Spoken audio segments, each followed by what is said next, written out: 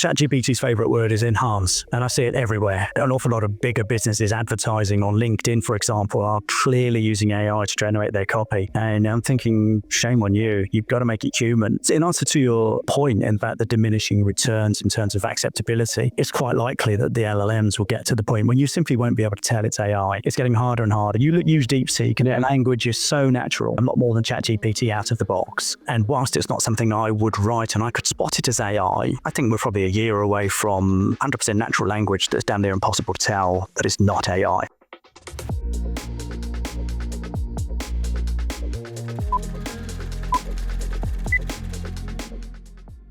Hey Karl, thanks for coming on Ways to Wealth today. We've been super excited to have an opportunity to have a chat to you, especially as you are in the country of my co-founder, Fiji. My co-founder isn't Fiji, but he is from Fiji. So you get to live there while being, I guess, a digital nomad. But what I'll do is I'll let you introduce yourself. So give us the TLDR. Right. Thank you very much, Charlie. Appreciate the opportunity to come and speak with your audience. And so, my name is Karl Craig-West. I'm currently a freelance digital marketeer and business advisor, working from beautiful Fiji. It's rainy and sunny at the moment. It's what they call the rainy season, which sounds a lot better than the cyclone season. But I've been self-employed for big chunks of my adult life, and my first venture was doing property maintenance when I was 19. Absolutely loved it, and like a typical lad in his late teens, drank all the profits. And I've had various businesses from there. Had a very successful training business for a while, but that died. Had a very successful marketing and web design agency until I moved to New Zealand in 2021. So varied career. I've got a degree in IT. I've worked in radio for a couple of years in Texas. I've had a lot of fun, actually. I've done a few varied things. I worked for a chemicals company in Switzerland, which was, again, a novel experience. So, absolutely loads. A very varied journey, an interesting story, as they sometimes say. Totally. And is it your plan to be in New Zealand long term? Is that your Yes. Well, my daughters are in New Zealand with their mother, so the plan is to be closer to them. Fiji's not that far away, but it's No, it's a little bit. still a plan to be closer, more long term. Oh, okay, cool. And you were in the UK up until 2021, and that's when you came to New Zealand. Yeah, in the height of the COVID pandemic. Well, you landed, right? Well, we landed on New Year's Day, 2021, in New Zealand, in Auckland, and straight from there to a hotel to sit in quarantine for 2 weeks, which was lovely. It was like being on holiday. Can't think of anything worse than doing that. Actually, I never had to do it, which I'm very thankful for. Well, I've been working quite hard because obviously when you're moving not just countries but continents, there's an awful lot of hassle and stress that leads up to the move. And literally 2 days before we flew, a week before we flew, they cancelled our flight because Singapore airport was closed. So we didn't even know we were going to fly. But they phoned us on Christmas Day. Merry Christmas, you're flying on New Year's Eve. So literally we had to finish off packing, taking all the stuff to the shipping company, so it was quite stressful leading up to the flight. And so to be able to sit still for a couple of weeks in a nice comfy hotel in downtown Auckland was just delightful. Yeah. Right. Yeah. Like a stop. It really was. It really was. A forced stop. Yeah. That makes sense, actually, because you could, I can see how you, I can see how you could get like that and be like, okay, this is beyond the 4 days that it takes me to really decompress all the kind of things flushing around my head. So as I'm there for 2 weeks, I kind of have to deal with that. Well, it was kind of good because I had my laptop with me. I was able to do some work. I made some videos while we were there. It was just nice to be able to chill out. The hotel was really good. And like I said, it was a forced stop. So we just decided to relax, make the most of it. Even better still that, New Zealand TV showed European rugby, which was fantastic. So it wasn't all that. It was actually I quite enjoyed it. I heard all these horror stories of people going into quarantine in this really, really horrid hotel, but we were in a nice hotel in downtown Auckland. You're probably at the Movenpick. No, it was the Sheraton, the 4-point Sheraton. Oh, okay. Right. it was lovely. We had a lovely view, something like the 11th floor or something. It was great. That's hilarious. Um, okay, cool. So I mean, I look at, from looking, at your kind of background, well, you obviously uh wanted to run businesses yourself from a very young age, or wanted to be kind of in control of your future. Was there a catalyst that kind of gave you that inspiration and kind of got you on that path, or was it kind of random? Um, since I, All of I that. think it's always been there because I don't like being told what to do. And to me, being in a job is somebody else deciding what you do, can't say, where you're supposed to be and when. And that's always kind of gone against the grain with me. So whilst I did have a job straight from leaving school for 2.5 years, and don't get me wrong, it was great, and I learned an awful lot and grew up quite a lot as well. My boss was a very, very good mentor. Um, when I left, I decided I didn't want to go back into employment, so I started Right. doing. So I got a part-time job working for a guy who did property maintenance and learned an awful lot from him, and then went out on my own and had a lot of fun for a couple of years with that. Um, but I just love the freedom of being able to, set your own course and what and working, having since then I've worked with a lot of startups, and what they don't tell you in all of these books and stuff is that being self-employed is a lot harder than it looks. Um, and you need to be very multi-skilled. You need to be able to spin an awful lot of plates, and it's not the easiest life. It can be amazingly rewarding, and for me, it certainly has been. But it can also be very challenging and stressful too. But it's I couldn't imagine, I couldn't imagine long term doing anything else. Right. Totally. Yeah. Once you Makes get sense. I'm old. I'm too old. I'm unemployable now. I'm too old.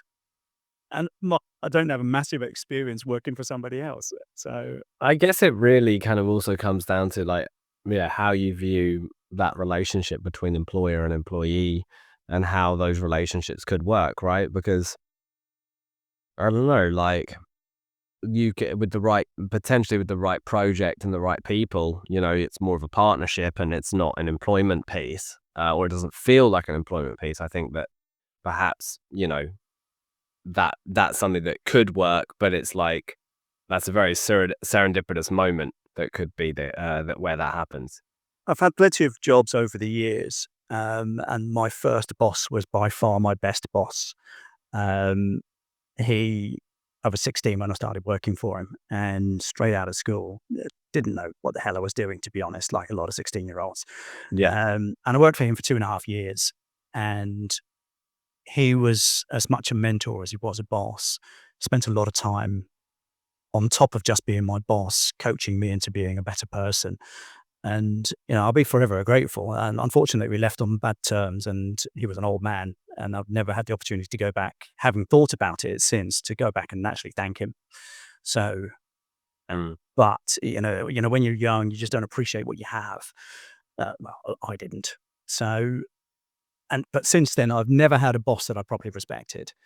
Um, and so I hate to say it's tainted my view of working for somebody else, but in my experience, most managers are people who've just stuck around the longest, or they got the best relationship with their boss and they get promoted, whether they can do the bloody job or not. And I know that's highly cynical, but that's been my experience. Uh, so, and like I said, Yeah. I'm not a fan of being told what to do anyway. Yeah. Well, I think that there's one thing that's definitely happened over the last kind of 5 to 10 years, especially accelerating faster and faster, is this, I guess, distributed workforce Yeah. and the kind of creator economy and the self-employed kind of collective, I would call them, the contractor collective, perhaps, and that's created a massive positive to economic activity, because what it's meant is that there's been lots of disruption. However, it's not felt in the same acute way, because people are basically less fragile than they were when they were once in kind of traditional full-time employment where everyone had a job, maybe there was a union of some description and they stayed in that job for their entire lives, etc. Whereas now it seems like people have two or three revenue streams almost always. The thing is, Um, I think it's sensible to not. I mean, considering looking at New Zealand, for example, where they've had massive struggles over this last couple of years. The country's in a deep recession right now. People have been made redundant. A lot of arguably surplus government employees. It's not for me to judge, but um, having that single revenue stream or single income stream is a dangerous thing. There is no such thing as job security anymore. So, in my view, it's a smart move to hedge your bets and give yourself a second option.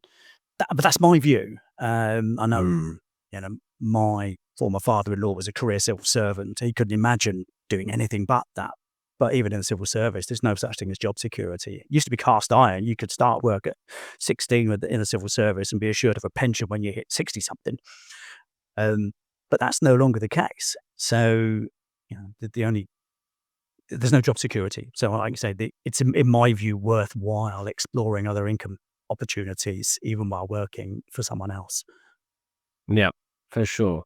And would you say that you focus very heavily on kind of creating that environment? It's been important for you to kind of have that self-sufficiency, and perhaps that has also influenced how big that you've made your operations. Like, were you kind of wanting to build big teams, or was it mainly a focus on you kind of having fulfillment in the work you did? And I guess where does that fulfillment lie, do you think, in what you're doing? I mean, there's been a few lessons on this. For the most part, I've been self-employed sole trader, just me. But over the years, I've realized that, if you want to build a business, you just can't do everything. There's just not the time to do everything. So I outsourced stuff like creative design, some of my social media management, definitely bookkeeping. God, I hate bookkeeping. Um, and so, you're not doing it on your own, even if you are a sole trader. Mhm. When I had my web design business, there was at one time there was 6 of us in the business. But I quickly realized that growing a business, having more turnover and having a team doesn't necessarily mean having more money in the bank. You've just got different things to manage. And there were times when I'm thinking, hang on a minute, I'm earning less than half of my bloody employees. There's something wrong here. So it's finding the balance. I personally like being just me with a few freelancers supporting me because I'm very independent. And so sometimes to a fault. So it depends on your personality type, but for me, being independent, having a handful of people around me to do specific tasks, um, is useful. So, for example, I've got people who, at the moment, freelancers who do a little bit of video editing for me, somebody who looks after the books. I've got somebody developing some processes for me, and then they're all freelancers. And I'm happy to support the freelance economy because I think it's brilliant. I was speaking with a Google Ads expert who lives in Lagos in Africa just a couple of weeks ago. I think that's just staggering. Um, Yeah. I've got clients all over the place. My most recent in Hawaii. Um, Yeah. uh, so the gig economy, the freelance economy, in my view, is bloody huge. And if you're a small business, it gives you the opportunity to buy expertise without having to employ people, especially on short-term projects and little and smaller jobs. And I think that's absolutely brilliant. I think it's good for the economy. But again, as a freelancer and a solopreneur, you have to take into account that it's not as simple as just having a job where your work is given to you. You don't have to think about where your next, paycheck is coming from as long as you stay there. And that's the big difference. And I like Yeah. that. It has its upsides because you get to keep nearly all the profits. It has its downsides where when it's tough and times are lean, they are tough and they are lean. That's totally true. Um, that's cool. So, there's a few things I want to dive into. What I'll go down this path, and then I really want to get into the AI path. And Okay. well, how that how freelancers are like kind of managing that, and how that can potentially improve productivity or change the dynamics of how you're doing work. Mm. But I guess then, given that you have your goals to get back closer to your kids as a priority, um, what would success look like in 5 years? If we were to go forward in 5 years, what would success look like, or an ideal situation look like for Karl Craig-West? It's interesting you say this because literally this morning I was writing up some paragraphs about what my life would ideally look like in 5 years' time. Just literally this Oh, morning. Um, so in terms of health, obviously I want to be in good shape, and looking after number one, looking after your health is, in my view, more important than anything else. If there's no you, there's nothing. So you can't neglect yourself. So that's a big deal. So I want to be in, obviously in good health, good shape, be able to do what I want to do, but in 5 years' time. Um, Career wise, I want to have several income streams. I'm developing a couple of YouTube channels and other online businesses as well, which will over time develop semi residual income, potentially generational wealth. And so that's an exciting development because I can see growth there. Obviously, I want to be back in New Zealand, but the ideal for me would be to be living on a boat, moored up somewhere in Auckland. I kind of had a vision of being moored in Milford because I like the North Shore. Um, so I've even got the boat that I want to have as well. Very clear picture of the boat, very clear picture of the car that I want, very clear picture of the things that I want to be doing. So mm, and where I want to go, what I want to spend this residual income on. But as the key thing is to be in New Zealand, close to my daughters, to be spending time with them, helping them with their lives and their careers, and to be able to leave them something, um, when I'm gone, because no one lives forever.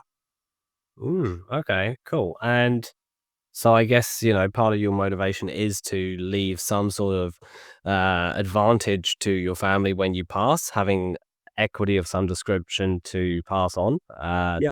residual beyond the cost of obviously what it is to get old, and deal with all of that stuff. And then I guess we were talking about this pre-podcast, but w- given that you're a freelancer and you've done it for a long time, essentially you've done it before most people were doing it, where it's obviously much more common these days. Yeah. Um, and where the world's going and the developments in AI, which are obviously going to affect how you do your business, Mhm. but it's definitely going to affect our kids. So, how do we prepare our kids to have a life where they have any sort of stability and structure? Gosh, memory serves. And a guy called Heraclitus in around 300 BC said, "Everything is flux. Things are constantly changing." Hmm. And death and taxes are the only absolute certainties. So it's the kids these days are growing up. Well, okay, let me take a quick step back here. I was a teacher for a couple of years when I got made redundant from being an IT manager. I was a maths teacher. I don't think there's any long term side effects. Um, but I quickly realized that a teaching career for me wasn't for me. But what I realized at the time, and sadly the picture has only marginally improved, again, in my view, the the education system is teaching kids how to be employees. And sadly, the job market is, as we've discussed, shifting away from long-term job security. So people are going to have to be far more flexible, far more multi-skilled to be able to get out into the workforce. So the what in my view I want to leave to my kids is that it's wise to be self-sufficient as much as you can. It's wise to have multiple income streams. Yes, you can still have a job, but make sure there's something else which is supporting you as well. So if you do lose your job and in the New Zealand economy at the moment it's difficult to get another job unless you're a construction project manager, uh, then you have to have an option to go all in on to make something else work. There is, you cannot put all of your eggs in one basket financially, career-wise now. And I just think it's going to become even more fragmented going forward. So in terms of AI, I remember, gosh, about 18 months ago, ChatGPT came onto the market with a flurry. Lots and lots of people were panicking about losing their jobs. In fact, even one of my friends who's a lawyer in Auckland, she asked me if her job was going to be replaced by AI. Um, and and I said, well, it's unlikely, because AI will not be able to take your client's individual circumstances and apply the law to their circumstances sufficient to make a case. Yes, it can find the law, it can help you pick out key points of the law, it may be able to help you find precedents, etc. But every client is unique. And the expertise of a lawyer is not knowing the law, it's knowing how to find it and how to apply it to the individual circumstances of a client. And I think it's going to be a long time before AI gets to that level of expertise. I could be wrong, but the real knowledge economy, I think, is reasonably safe from AI for now. Transactionally, the lower end of the economy, transactions and processing, etc., has a lot to worry about from AI. So, in my view, everybody in all walks of life should be learning AI in some way, shape, or form. But having said that, I was reading notes from a Harvard Business Review not long ago that said that, while millions of jobs are potentially at threat from AI, there are many times more opportunities in AI being brought up too. So, but again, it's that, as I've been telling my clients and everybody I know in business, you need to get into AI now. We're just scratching the surface of the scratch on the surface of AI in business. It is revolutionizing, particularly marketing, content. People are doing it to drive processes, etc. Even replacing human beings on, say, the chat robots, etc. And that's just tiny bits of it. I've got an AI-driven process for content sharing. I use AI pretty much every single day in some way, shape, or form. So in my view, a big skill for our young people, I know it's a long answer for a short question. The big skill going forward is everybody needs to learn AI. I was speaking with a friend of mine here who's not long she got laid off from her job, and she said, what can I do to find another job? And I said, just get into AI. There are so few people here in Fiji, for example, who know anything about AI, that you could put yourself streets ahead of just about everybody else when looking for a job. So that's totally true. Yeah, well, yeah, I mean, learning it and understanding it is definitely an advantage. And then, I mean, we've known about AI and been using AI for years, and we built our business with automation and AI at the forefront so that we could basically have a small business, but perhaps grow it quite large. And I think that, some of the tools out there are incredible of how quickly you can put together a process and have that process run automatically. I went on a bunch of podcasts last year, and I talked about how I thought that within the next 2 years, you could essentially have a hedge fund or a portfolio management team in your pocket through agents. And we're pretty close to delivering a kind of research project that will be running in a kind of contained environment to demonstrate that soon. And obviously that could span anywhere, to any kind of discrete and narrow kind of task. It can provide an improvement to productivity and doing some of the tasks that are kind of known, I guess, right, where there's less not so much ambiguity and it's repeatable. And then it also can do a great job of consuming information and summarizing it, and then allowing the human to kind of dive in where the kind of red flags arise. But there's going to be an opportunity there by actually being the person or the institution that goes and does all of the stuff that AI is missing because it's more cursory, so it's kind of two ends of that. Yeah, and it's in my view, even as it sits now, pretty much any business can leverage AI. Any business. It doesn't matter how small you are. I mean, even if you are just I don't know, a self-employed hairdresser, you can use AI on your social media, for example. That's just one tiny little thing, but it can save you time. I've been getting into automations now for 10 years, particularly with email marketing. I've become quite a whiz with Zapier. Been using that for Zapier is good. Although Pipe Dream is very good, you should try it. Okay, I'll give it a whirl. But it's much cheaper. And there's Zapier gets quite expensive. But I mean, if you're already on the premium, it probably won't matter. But Pipe Dream is great because it's open source and you can write code directly to it as well. So you get kind of more functionality. But we use both, but we doubled down a bit more on Pipeframe. And then we also use Go High Level for our CRM, but that also has a lot of tools that you can use with it. Yeah.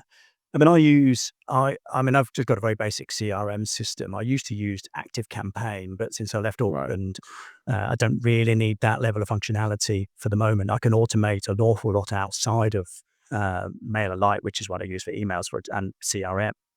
I use make.com quite a lot. I've got that hooked up to ChatGPT and Perplexity and Claude. Is Claude and Perplexity the same thing? No, they're not.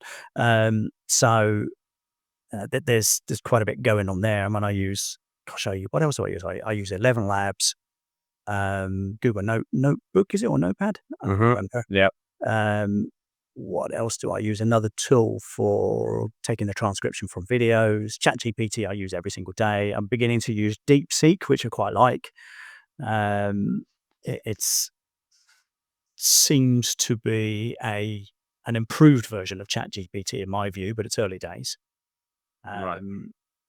So yeah, it's absolutely. Well, I suppose to some extent, if you've got a process which is being done day in, day out, you can use RPA, and you can use AI to augment that, and you can make your life so much easier. I know people who are using AI and automations for almost the entire lead generation process, including auto response and custom written auto responses.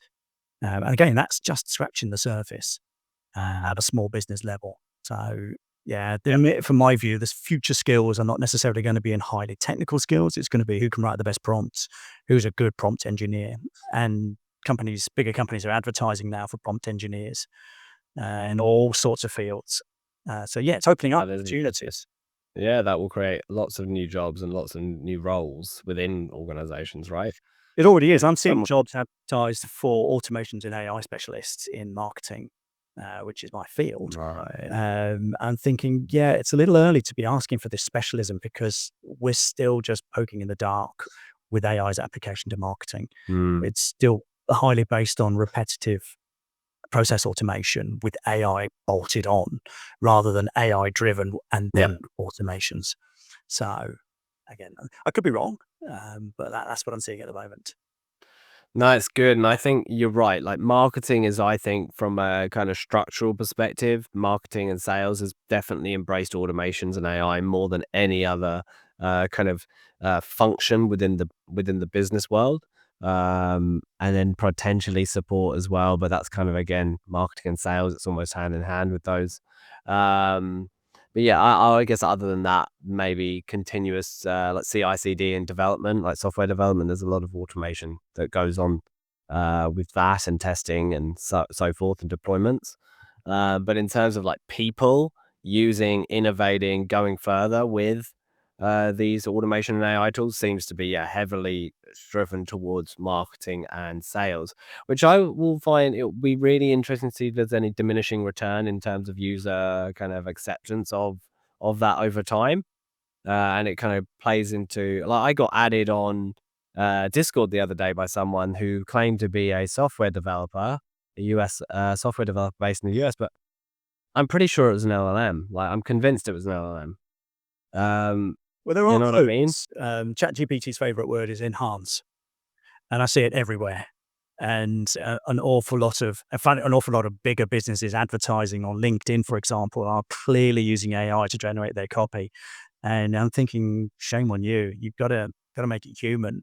But I mean, in answer to your point about the diminishing returns in terms of acceptability, it's quite likely that the LLMs will get to the point where you simply won't be able to tell it's AI. It's getting harder and harder. Use DeepSeek, and Yeah. the language is so natural, a lot more than ChatGPT out of the box. Um, and whilst it's not something I would write and I could spot it as AI, I think we're probably a year away from 100% natural language that's damn near impossible to tell that is not AI.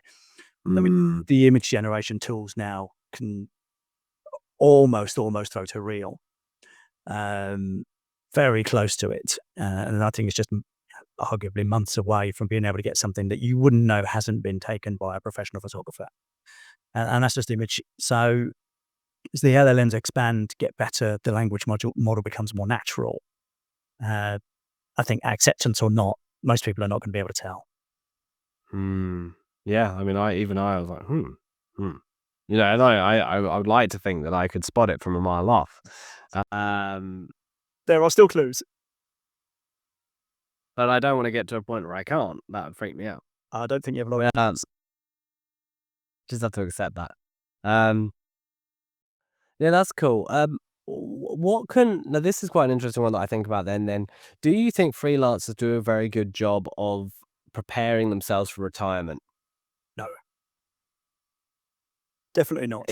It was occurring to me during this conversation that, yeah, that it seems like great earners typically living a very cash flow positive environment versus career people that tend to have mortgages as well. Hmm. Um, but perhaps actually, even though they're in a position to actually have a better outcome, a far better outcome than a salaried employed mortgage owner, uh, or a mortgage slave, depends how you look at it. Um, versus a Do you realise mortgage has the French word for death in it? I mean, come on. Yeah, that's right. Death debt. Um, Yeah. so, um, and obviously in New Zealand, that's such a big thing, given that's where most of the wealth is in the country, but also, of course, um, it's an environment where you don't have long fixed rate mortgages. So it creates a lot of volatility and cash flow for individuals and businesses because, again, many businesses are obviously exposed to the property market virtue of being funded perhaps by property as the Yeah. underlying collateralized object or asset. Um, how can we change this? Well, first off, I mean, I took part in a discussion on LinkedIn just the other day, and from the outside looking in, the New Zealand market is, in my view, disproportionately reliant on property. A, as a source of wealth, and B, as a percentage of the economic activity in the country. And it's no small wonder that the whole thing you know, goes down the pan once interest rates start going up. The whole show grinds to a halt. Um, so, because again, it's in my view disproportionately it's a disproportionate percentage of GDP is property in my view. And this is from the outside looking. Having said that, the UK is just as property obsessed, but in New Zealand, it's flipping everywhere. Um, so, how can we prepare? Diversify your income sources. Simple as that. If you're, I mean, arguably, you say, Arguably, if you consume all of your revenue streams, you're going to end up with net zero, right? you just have to drink fewer lattes. That's what it boils down to. Less eggs Benedict and less lattes. The fewer eggs Benedicts and mince and cheese pies. Uh, but no, it's difficult because for those on a tight income now, as I said earlier, being self-employed and a freelancer is challenging because your income is often uncertain. So when times are good, you can afford to put money away for your retirement. When times are tough, it's very hard just to do anything other than pay the bills now. And I think that's why many freelancers don't prepare themselves for retirement and later life. I know I've struggled, and my when I was an employee, I had some money in a pension fund. In the GFC, that was right royally stuffed up by those managing my pension fund. What I thought was a decent nest egg, thank you, Scottish Widows, turned out to be not worth nearly as much at all. So, and since then, I've been largely self-employed, but Hmm. it's been very difficult to be able to put money away. The best I can, our best option now, because I'd have to stuff an awful lot of money into a pension fund to guarantee myself uh, an annuity that means I can live in retirement. So my mission is to develop those semi-residual income streams that, even if I'm not working, or even if I can't work, or even if I just decide to bugger off for a month on my boat, I'm still bringing money in. So Yeah. Well, that's an asset, it right? is an asset. Isn't it? That is an asset. And actually, your income is an asset. And I argue, no, I don't argue it with, I don't argue it at all. I actually talk to people because we do financial well-being consultations for employees within employers that want to help their staff with their financial literacy. And I often go to them, whether and sometimes they're just come on their own and they're actually self-employed, or, they just come on their own merit, and they might even be a small business owner, and some come through employers. And, I often go, well, you should really think, like you're kind of alluding to, you should really think of your income as it is today, whether you're employed or unemployed, as an asset. And that, if you were to put an enterprise value on that income, it's probably 3 times the income, because you can assume that you're probably going to stay employed or can maintain that level of income for the next 3 years or 2 years or however long you could kind of vaguely, but it would be more than 1 times. It's actually worth more. That relationship is worth more than the annual revenue it brings. You could definitely argue. Um, and that's an asset. And then if you have a YouTube channel that brings in a certain amount of cash flow, you can say, well, that asset is worth something, isn't it? It does have a sale Yeah, value. it totally has a sale value, and it can be, you can do a discounted cash flow model on it, because you know that you're getting cash flow into the future. So that's a really good way for freelancers to do it. And I guess it's also just having pathways to help people that aren't necessarily going to get these big windfalls. So I notice that a lot of business owners, they get around this problem by having windfalls when they sell businesses or have events. Mhm. And that typically is the path to success. It's not a gradual, I saved a little bit, a little bit, a little bit, and I got this. That sort of behavior is much more popular in America, where in America they invest more in equities and bonds, and they do a lot more contribution to those sort of assets. Whereas business owners here, typically it's grind, grind, grind, get a payout, allocate some of that resource to some sort of asset, whether it be property or whatever, and then maybe use another bit of it to take some more risk and go and do the next venture. That seems to be the repeatable process that people take in New Zealand. No, and that's not necessarily a bad route I think, to yeah, that's pretty good. security longer in later in life. And I had this interesting discussion with my former father-in-law a few years back, who tried telling me that his house was an asset. And I said, your house isn't an asset to you. It cost you 2.5 times what the purchase price to pay for it. And it only becomes an asset if it generates income, but it costs money to keep. Anything that costs you money to keep is a liability. And I said, yes, it will become an asset to those who inherit it from you, but it's not an asset to you as it sits. As I said, asset is something that generates income, not something that costs you to keep. So it's an interesting way of viewing it. I've got a friend of mine who's involved in the cashing out business in New Zealand, where he helps business owners to effectively prep his business for sale to maximize its sale value. In and he's a specialist in that subject, and it's brilliant because a lot of business owners underappreciate how much their business is worth, but also underappreciate how much their business relies on them. And Yeah, the sooner you yeah, get yourself out of the frame, it's like what's it? Gerber's there you go. definition of a business. Michael Gerber's definition of business is something that you can walk away from for 6 weeks, and it still pays you while you're gone. It's not dependent on you being there. Um, or words to that effect. And sadly, most businesses, and particularly freelancers, if you walk away, you stop earning.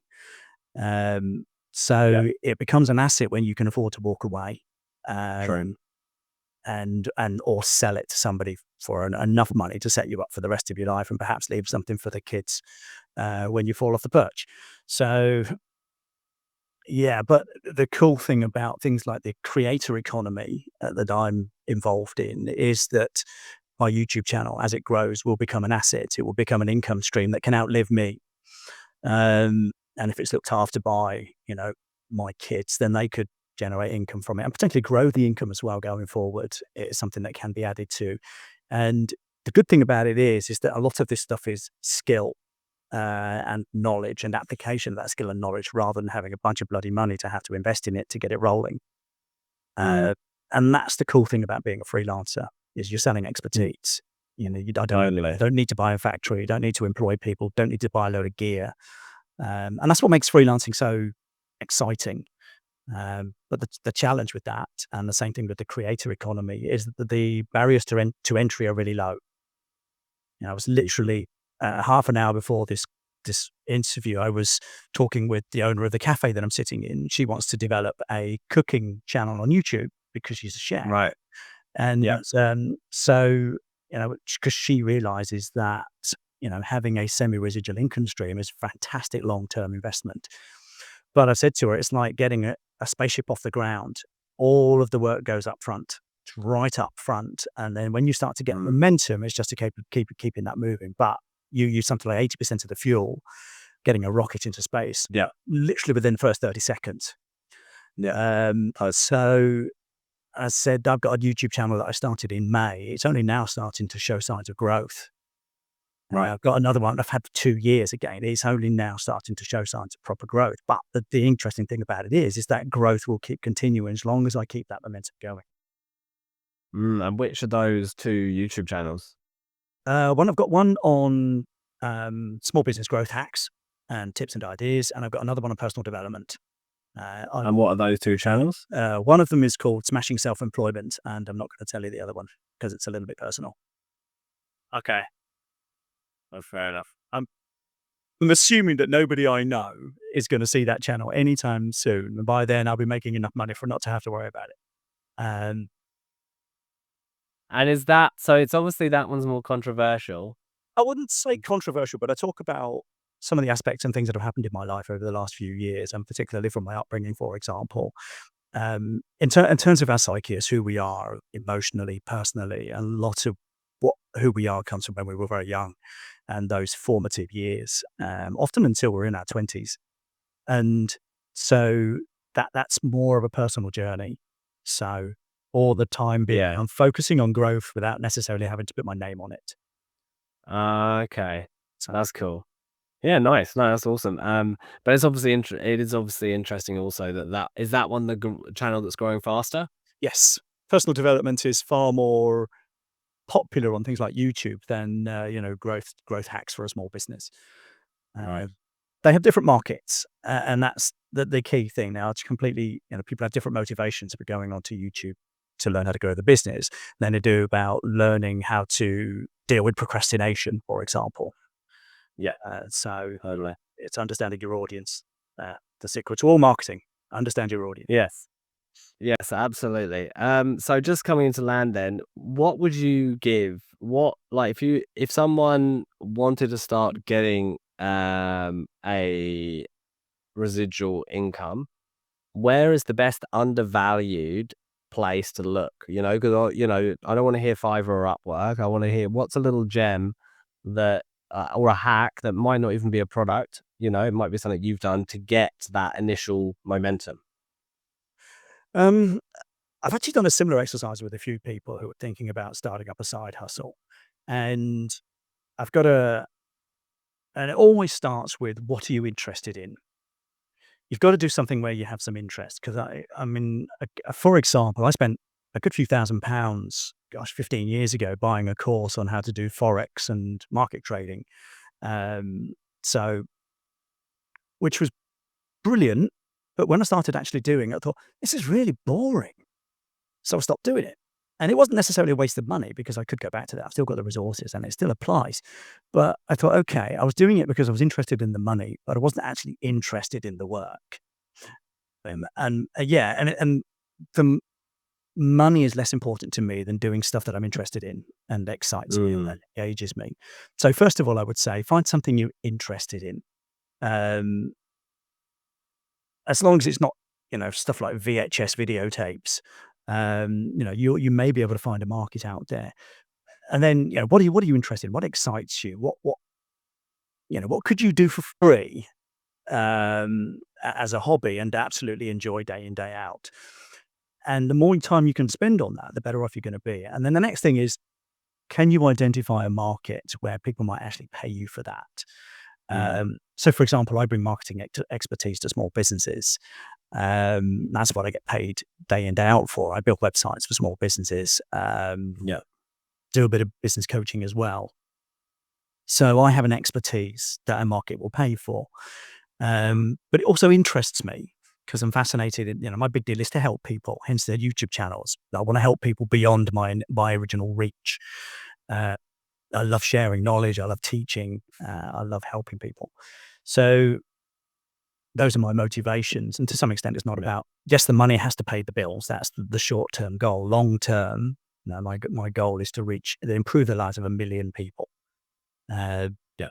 and I'm not going to meet many of them, but if I get emails from all over the world saying, thanks for that video, it really, really helped change my life, or, you've helped me through a tunnel spot or something like that, or, oh gosh, that real nugget made a big difference to my business.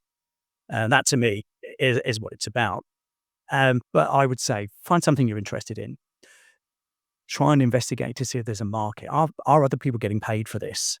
That doesn't necessarily matter that, there may be loads of people doing it. There are loads of people doing what I do. But is there a market for it? The next question would be, can you do something slightly different? Maybe not necessarily unique, but can you approach it from a different angle?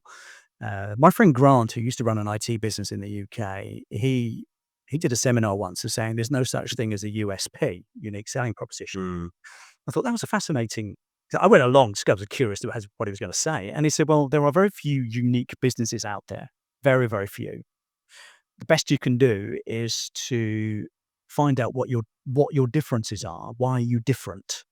What can you bring which other people can't? Or is there an angle that you can bring into the market which maybe other people haven't considered?" When I had a web design business, for example, we offered, even to small businesses, a payment plan for their websites. No one else in our market was doing that. Nobody. And we also offered a money back guarantee as well. And whilst That's interesting. building websites wasn't unique, but we just approached it with a very slightly different approach.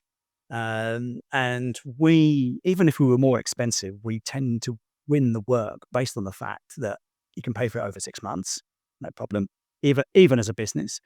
And if we build it for you, and you do what we recommend, we train you to do with respect to creating content and marketing your website, we guarantee that it'll make a profit, or you get your money back.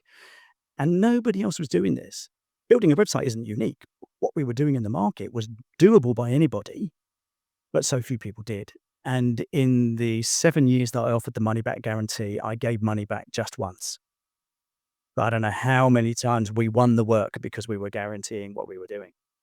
Yeah, totally. I mean, we're just about to launch a membership model for our product. So our product's free to use and it's very cost effective, but we didn't want to be a cost effective business. We wanted to be a financial service and an institution that could actually provide value and basically demonstrate their value through a membership rather than hidden fees or management fees, and encourage transacting.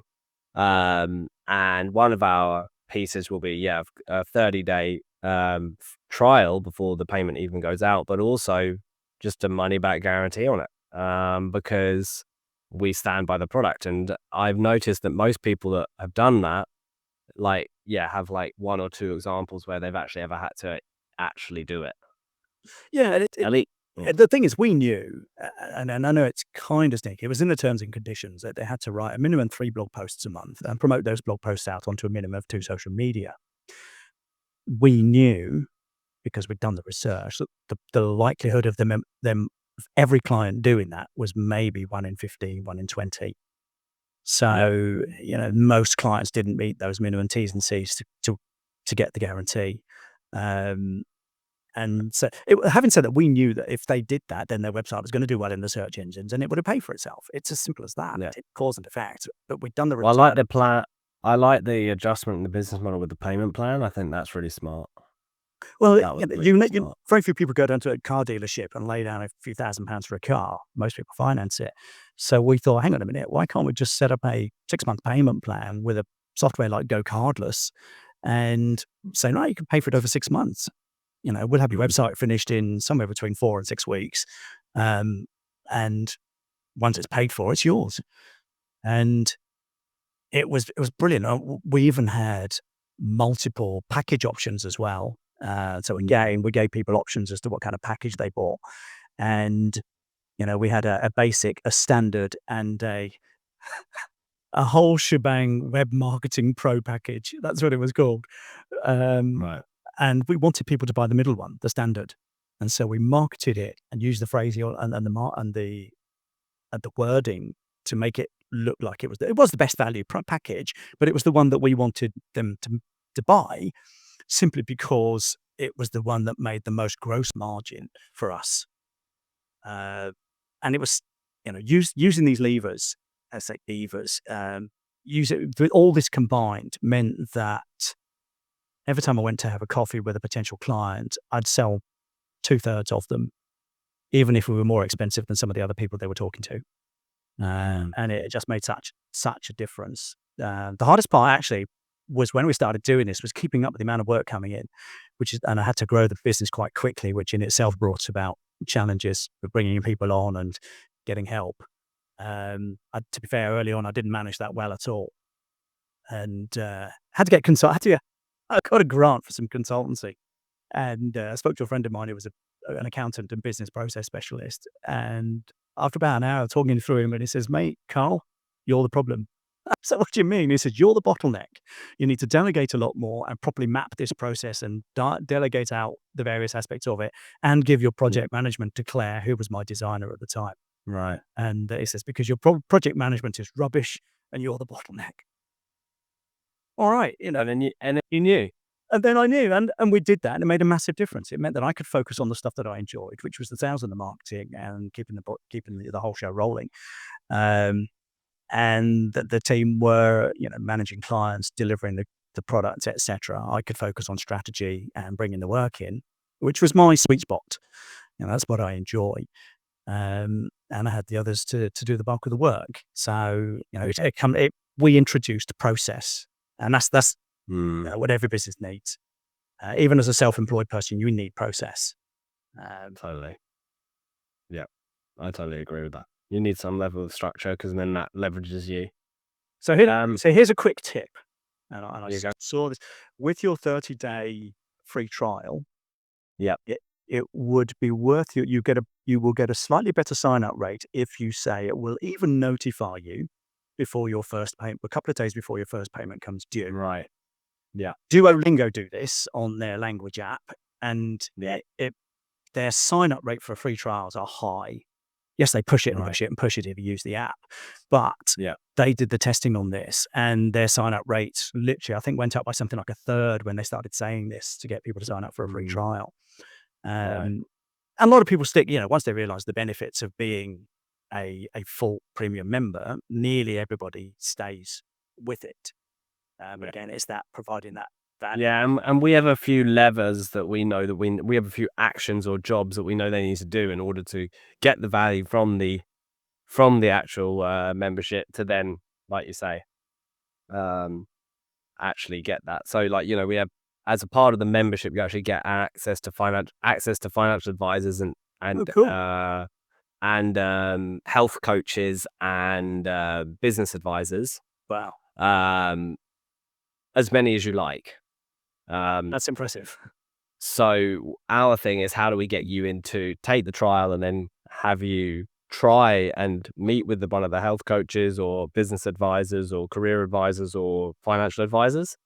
And then if we can get you to get that experience with that expert, then we will, we believe we'll keep them, that's kind of and then of course the other one is for people that are trying to passively save in a cost effective way, then getting to set up an automatic payment and, doing that deposit and the dollar cost averaging. Because what we've basically done is created almost like Zapier for investing. No, it's not a bad idea. I mean, I took a look, and your fee structure is quite low anyway.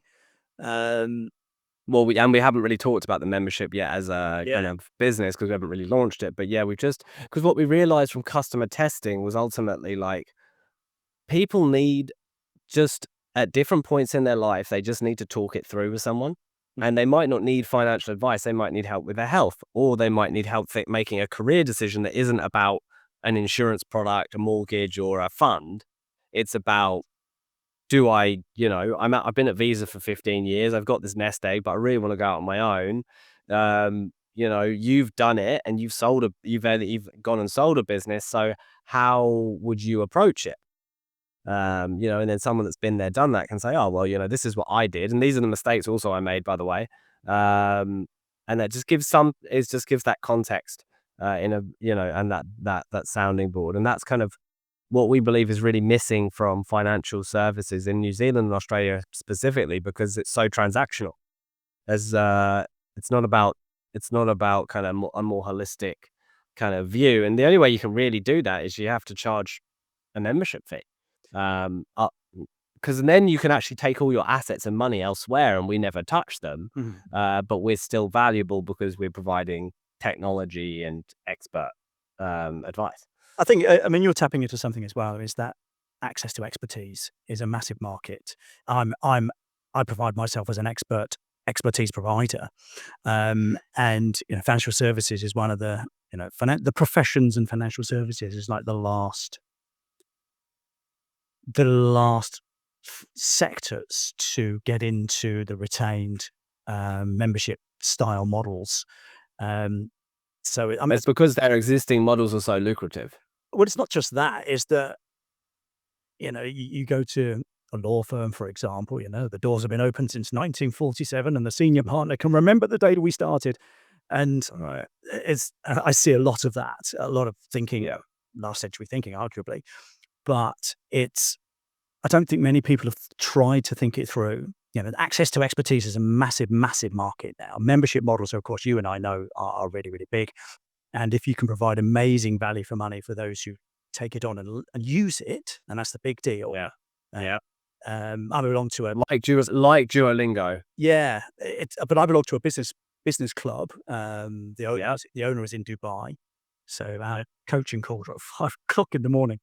But there's 400 members in this business club, but on these coaching calls, Mm. there's rarely more than 20 people, and the value is in the coaching calls. And so is that okay? You can have a wide membership, but you'll only get a minority of people actively engaging, and these are the ones you've got to work out a strategy to get them involved, keep them close, keep them engaged, to keep them long term. Right. That's always the hardest part about, because I looked into this. I started up a membership business 3.5 years ago, and it was fairly straightforward to get people on board, but it was hard to keep them long term because so few people Mm. actually engage, even if you are providing Mm. money. And I couldn't crack it. Right. I hold my hand up and say it's not a model I could make work for me. So, but I think you've got wide range. I love what you're doing because you've got a range of expertise on offer. Not just money. You've got also health. You've also got business expertise as well. And to be honest, it's like a one stop shop for growth. Uh, That's right. and I love it. I love the idea.